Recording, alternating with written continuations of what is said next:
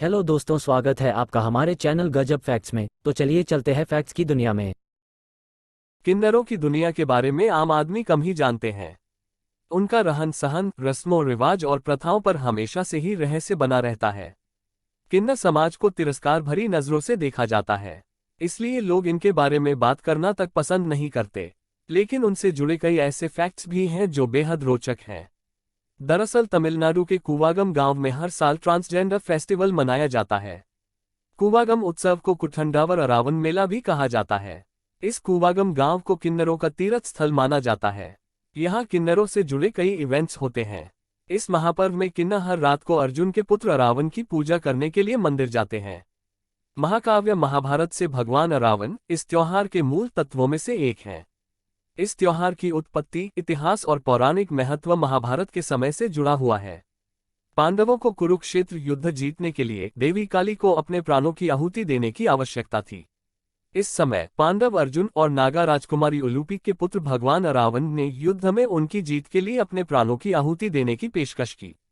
मृत्यु से पूर्व उनकी अंतिम इच्छा थी कि वे विवाह करके एक बार वैवाहिक जीवन का अनुभव करें।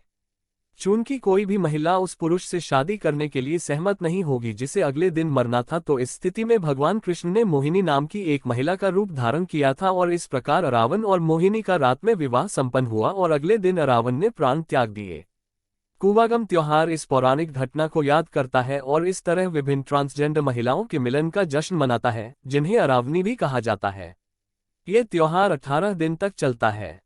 18 दिनों तक चलने वाले इस उत्सव में बहुत सारी गतिविधियां शामिल होती हैं। इस त्योहार में मिस कूवागम ब्यूटी कॉन्टेस्ट होता है और फिर त्योहार के आखिरी दिन सभी किन्नर अरावन से एक रात के लिए शादी करते हैं। पहले 16 दिनों में कई गतिविधियां, कार्यक्रम और सांस्कृतिक प्रदर्शन शामिल होते हैं।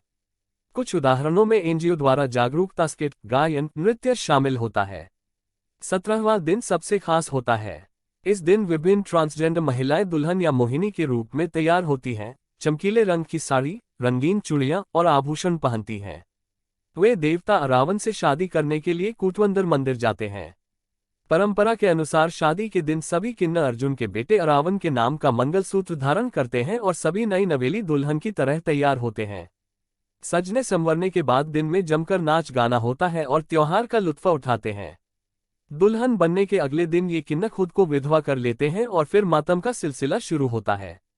इस दौरान मंगलसूत्र को उतार दिया जाता है और चूड़ियों को तोड़ दिया जाता है। भगवान अरावन की एक विशाल छवि को सड़कों पर लाया जाता है। इसे साल भर मंदिर में रखा जाता है, केवल इस त्योहार के दौरान ही इसे बाहर लाया जाता है। इस त्योहार को देखने के लिए दूर दराज से लोग आते हैं। किसी भी तरह के विवाद से बचने के लिए पुलिस की कड़ी सुरक्षा के बीच पूरे कार्यक्रम का आयोजन होता है।